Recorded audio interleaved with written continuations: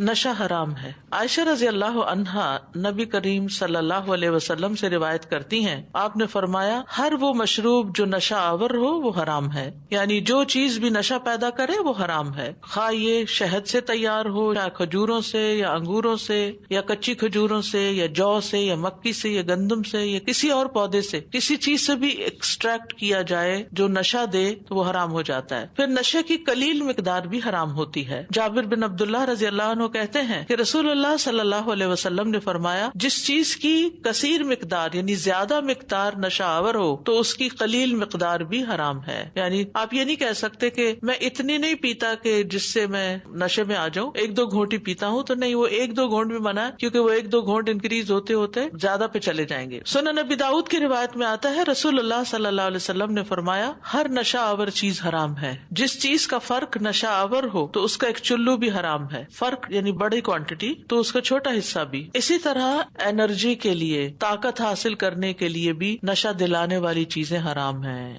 دیلم ہمیری رضی اللہ عنہ روایت کرتے ہیں، میں نے رسول اللہ صلی اللہ علیہ وسلم سے سوال کیا اور کہا، اے اللہ کے رسول، بے شک ہم سرد علاقے کے لوگ ہیں، ٹھنڈے علاقوں میں رہتے ہیں، ہمیں پرمشقت کام کرنا پڑتا ہے، ہم اس گندم سے ایک مشروب بناتے ہیں جس سے اپنے کام میں طاقت حاصل کرتے ہیں اور اپنے علاقے کی سردی کا دفاع کرتے ہیں۔ آپ نے فرمایا، کیا یہ مشروب نشہ دیتا ہے؟ میں نے کہا جی ہاں۔ آپ نے فرمایا تو اس سے بچو۔ میں نے عرض کیا کہ لوگ تو اسے نہیں چھوڑیں گے۔ آپ نے فرمایا، اگر وہ نہ چھوڑیں تو اس پر ان سے قتال کرو، یعنی پھر ظاہر ہے کہ یہ اللہ کے دین کے خلاف بات جاتی ہے۔ پھر اسی طرح یہ کہ شراب کی کئی قسمیں ہوتی ہیں، تو ہر قسم جس میں نشہ ہو وہ حرام ہے۔ عمر رضی اللہ عنہ کہتے ہیں کہ جب شراب کی حرمت نازل ہوئی تو اس وقت یہ 5 چیزوں سے تیار ہوتی تھی، انگور، کھجور، شہد، گندم اور جو سے، اور شراب یعنی خمر سے مراد ہر وہ چیز ہے جو عقل پہ پردہ ڈال دے۔ اسی طرح شراب سے سرکہ بنانے کی حرمت ہے، یعنی سرکہ ویسے اپنے طریقے سے بنایا جائے لیکن شراب سے نہیں۔ انس رضی اللہ عنہ کہتے ہیں، صحیح مسلم کی روایت ہے کہ نبی صلی اللہ علیہ وسلم سے شراب کو سرکہ بنانے کے بارے میں سوال کیا گیا تو آپ نے فرمایا نہیں۔ اسی طرح شراب سے علاج کرنے کی بھی حرمت ہے، آپ نے فرمایا کہ یہ دوا نہیں بلکہ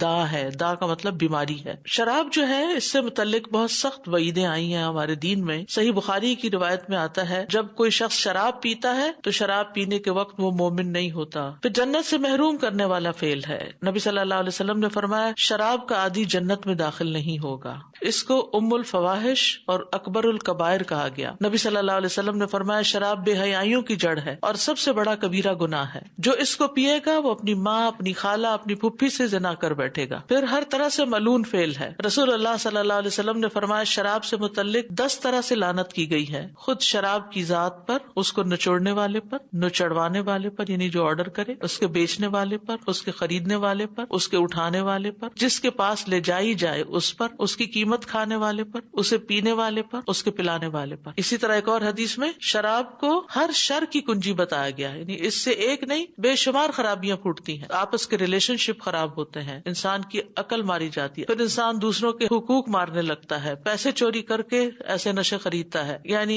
عقل کا بھی نقصان ہے، جان کا بھی، عزت و عصمت کا بھی، کیونکہ ام الخبائث ہے۔ مثلا کوئی چوری کرتا ہے تو اس میں مال کا نقصان ہے، کوئی زنا کرتا ہے تو عزت اور عصمت کا نقصان ہے، لیکن جب کوئی شراب پیتا ہے تو اس میں بہت ساری مزید خرابیاں بھی ساتھ شامل ہو جاتی ہیں۔ ایسے دسترخوان پر بیٹھنے کی ممانعت ہے جہاں شراب پلائی جا رہی ہو۔ اسی طرح اگر کوئی شخص شراب پی کے مر جائے اور شراب اس کے پیٹ میں ہو تو وہ جاہلیت کی موت مرے گا۔ شراب پینے والے کی 40 دن کی نماز قبول نہیں ہوتی۔ شراب خباثتوں کی جڑ ہے، جو دنیا میں شراب پیے گا اسے جہنمیوں کی پیپ پلائی جائے گی۔